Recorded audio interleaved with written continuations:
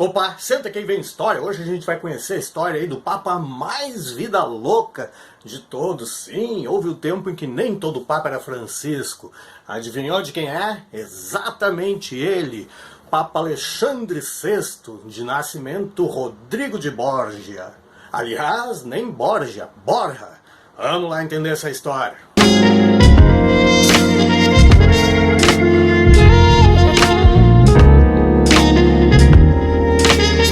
Buenas, vamos lá.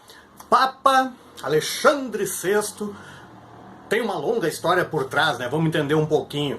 Ele é na verdade espanhol, né? Se chama Rodrigo Borja, mas ele, à medida em que vai assumindo essas pretensões de chegar ao papado, ele vai italianizar o sobrenome dele, Borja, para Borgia, com G-I. Borgia, isso. Ele é sobrinho de outro papa, Alonso de Borja, Papa Calixto III, então, eleito ali no conclave, escolhido no conclave de 1455, vai em seguida aí que começa aí o seu papado, vai conceder aí títulos de cardeais, né, os chapéus púrpura, ao próprio Rodrigo de Borgia, seu sobrinho, e a um primo dele, né, um primo do Rodrigo, então também, Luís Juan de Mila, né, poucos meses depois do Alonso, né, se tornar papa, ele já começa aí com essa prática que era comum, aliás, na época, né, entre o papado, a prática do nepotismo, né? Então as nomeações aí de membros da família para cargos importantes dentro da estrutura aí, do Vaticano, de Roma no caso, na época, e para cargos eclesiásticos também, né? Era uma prática bem comum até, né? Até se dizia na época que o papado não santifica apenas a pessoa, o papa, mas toda a sua família. O Alonso, inclusive, vai nomear também, né, o Rodrigo, além de cardeal, como vice-chanceler, um cargo aí importantíssimo, o cargo mais importante, mais lucrativo, abaixo, claro, né, depois do cargo de papa. Além de lucrativo, era um cargo que conferia à pessoa, né, a quem o detivesse, grande poder, porque, né, tinha acesso, proporcionava acesso a segredos de famílias importantes, a confissões importantes, né, a fatos aí que poderiam depois ser usados, né, por alguém sem lá muito escrúpulo, para fins de chantagem ou coisa assim. Poxa, mas como não teria escrúpulo, né, um vice-chanceler, alguém que está logo abaixo do Papa? Vamos ver. O Rodrigo vai ser nomeado também em seguida, né, como capitão-geral das tropas papais na Itália e, portanto, né, cardeal-general. Nessa época o papado está em grande luta por terras, por territórios, por domínio, né, a supremacia do papado, né, o predomínio do papado nessa época não é apenas espiritual, é também muito mais, ou tanto quanto no mínimo, temporal e territorial. É também uma disputa de poder assim gigantesca, né? Por exemplo, nessa época também, né, depois do Alonso Borja, né, do Calixto III, o Papa Sisto IV envolveu-se naquela que foi uma das mais espetaculares tramas aí, envolvendo assassinato na época, né? Ele deu o ok dele, ele deu o aval dele a todo o plano de assassinar o Lourenço de Médici, seu irmão Giuliano, na própria Catedral de Florença durante a missa de Páscoa. Um papa envolvido nisso, nem chegamos no Rodrigo ainda. Então, nessa época, disputas por poder, disputas por terra, por dinheiro, por herança, eram bem comuns. Mas enfim, né, já adiantando ali o assunto, né, porque o assunto central do vídeo é o Rodrigo, né? Rodrigo Borgia, né? Como é que vai ser a posse dele? Como é que ele vai chegar ao papado? No conclave de 1492, vai acontecer ali, né, na véspera, vários cardeais vão ser procurados, né, na noite para fazer as negociações. A eleição de papas nessa época, a gente está falando no século XV, né? A escolha de papas nessa época, os conclaves eram definidos ali mediante subornos, né? Então, após ali contar com o número de votos favoráveis para si, o Rodrigo Borgia vai ficar tranquilo. Vamos entender um pouco quem é o Rodrigo Borgia. Ele já era uma figura conhecida pelo cargo de vice-chanceler. Ele não fazia cerimônia alguma em esconder ou em camuflar, né, a sua vida pessoal. Atribui-se a ele aí 17 filhos, pode ser que sejam mais, Por que isso, né? Pelos relatos aí de contemporâneos dele, né, de pessoas da época dele, ele manteve aí a sua chama, o seu erotismo aceso até lá a sua 8ª década de vida. Ele tinha ali uma mulher que desfilava pelas ruas de Roma tranquilamente, né, que era conhecida por ser a mulher do Rodrigo, mãe, né, de vários de seus filhos. Ele tinha outros filhos aí com amantes, com outras mulheres. Ela inclusive quis casar com ele, pressionou bastante ele. E ele, né, manteve-se até o fim sem casar com ela. A gente tem que entender que é uma época em que o celibato para membros do clero não era unanimidade ainda. Muita gente ainda discutia, né, dentro da hierarquia da Igreja Católica. Então não era ainda um dogma, né, que tem que ser celibatário, tem que ser solteiro, não pode casar. Porém, ele viu, né, o próprio Rodrigo se deu conta de que casar-se com ela, na condição de cardeal, que postulava, que aspirava chegar ao papado, casar já seria muita afronta.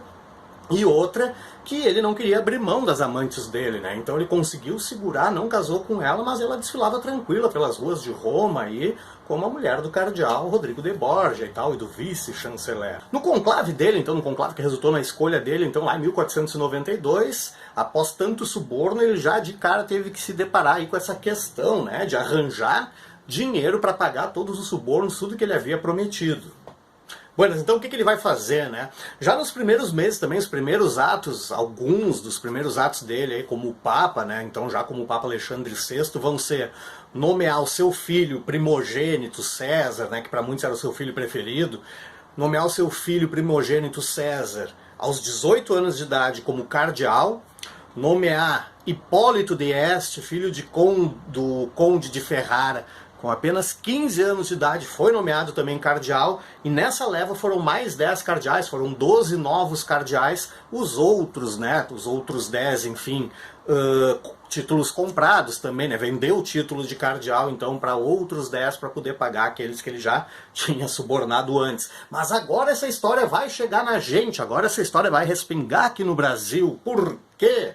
1492 é o conclave que o torna Papa, né? O conclave no qual Rodrigo de Borgia virou Alexandre VI. É o ano também que os espanhóis chegam à América com Cristóvão Colombo. Nos meses seguintes, então, rei de Portugal e da Espanha vão se reunir para dividir aí essa descoberta aí, o oceano e tal, em que os portugueses já estão aí há 6 décadas navegando, os espanhóis se aventuraram por um outro lado, por um outro caminho agora, então portugueses e espanhóis vão se juntar, vão se encontrar para dividir essa nova rota para a Índia. Sem saber muito bem que estavam dividindo ainda, né? Vamos lembrar que o Cristóvão Colombo jurou que tinha chegado à Índia em 1492. Mas o que eles estão dividindo é essa nova rota para chegar à Índia, e achavam estar dividindo a Índia também. O que vai acontecer? Como é que isso vai afetar Portugal e Espanha na época? 1493, portanto um ano depois da chegada do Colombo à América, o Papa Alexandre VI vai então publicar a chamada Bula Intercetera.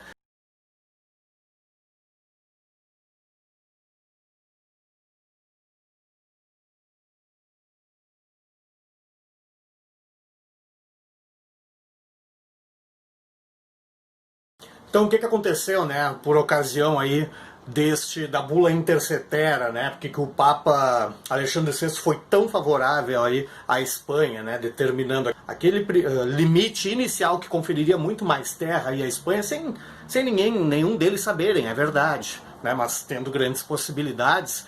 Por que isso atendia tanto aos interesses da Espanha? Por que o Alexandre VI estava tão interessado assim em atender os interesses da Espanha? Simples, ele tem 2 filhos, nessa época ele já tinha 2 filhos casados com membros, né, da família real espanhola, e tinha também o condicionamento de um dos filhos dele, Giovanni de Borgia, se tornar duque, né, vir a receber o título de duque, o que é óbvio que aconteceu, que a Espanha adorou a ideia.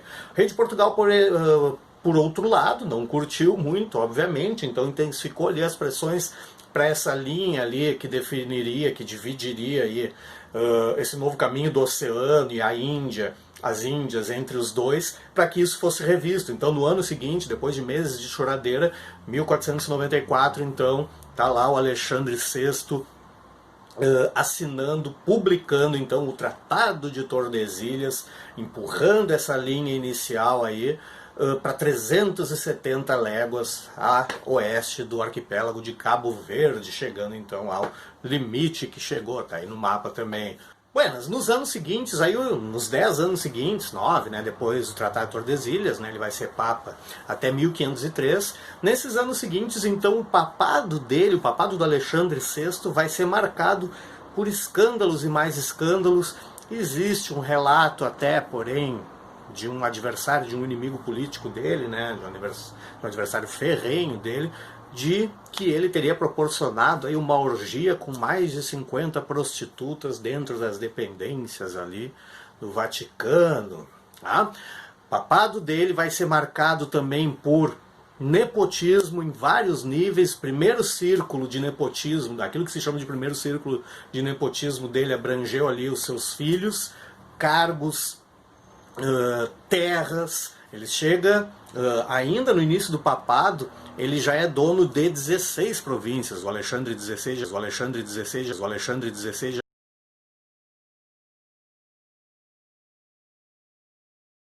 já é dono de 16 províncias espalhadas ali pela Península Itálica. Então os filhos dele vão ganhar territórios, terras, feudos, vão ganhar títulos.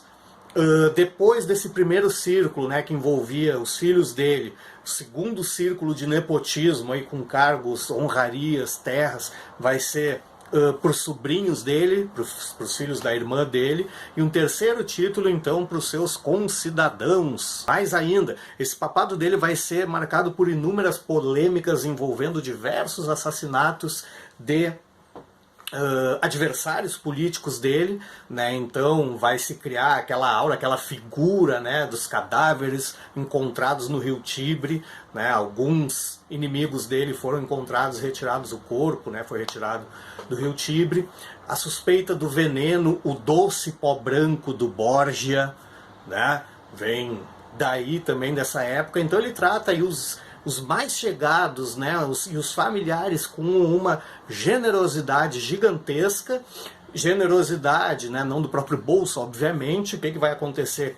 Os cardeais mais ricos, quando morriam, ele já mandava carregar todas as riquezas, obras de arte, objetos de valor, joias desses cardeais, alguns até que ele mandou prender por suposta, né, por irem contra ele, por se oporem a ele, já na prisão, com eles vivos mesmo, já na prisão, já mandava retirar, saquear tudo que encontrasse aí na residência desses cardeais. Então vai ser um papado de muita corrupção, de assassinatos, de escândalos sexuais, de muitas vendas de títulos, de se aproveitar muito da venda de indulgências para financiar as guerras do filho dele, o César Borgia, né, o preferido dele, que havia ganho lá no início do papado o título de cardeal, vai se retirar, vai renunciar, o que causou mais um escândalo, né, porque dizia-se na época que o chapéu púrpura não pode nunca ser abandonado, quem é nomeado cardeal é cardeal para sempre, né, até morreu, até, no caso, virar papa, né.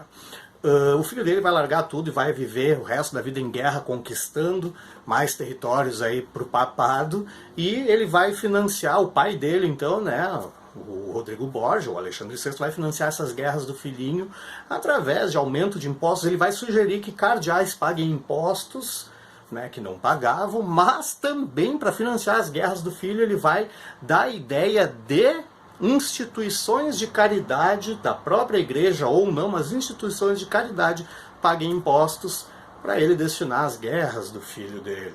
Tá? Com tudo isso, então, né, com esse papado bem controverso, movimentado, não é à toa, né, que até 1503, não é à toa que em seguidinha vai começar o processo de reforma, né, na Alemanha, na França, na Suíça e tal, e não é à toa que ainda no século XVI a igreja vai tentar aí se moralizar através do Concílio de Trento, né, enfim, porque foi um papado bem tenso, foi um papado bem movimentado e, né, mais violento do que outros anteriores, mas outros anteriores também cometiam esse mesmo nepotismo, né, que o Alexandre VI cometeu. A morte então do Alexandre VI, né, ocorre em 1503, também, né, sob suspeita aí de envenenamento. Beleza, gostou de conhecer um pouco aí a história aí deste Papa, dessa figura polêmica que foi o Papa. Curtiu? Já sabe o que fazer, né? Até o próximo.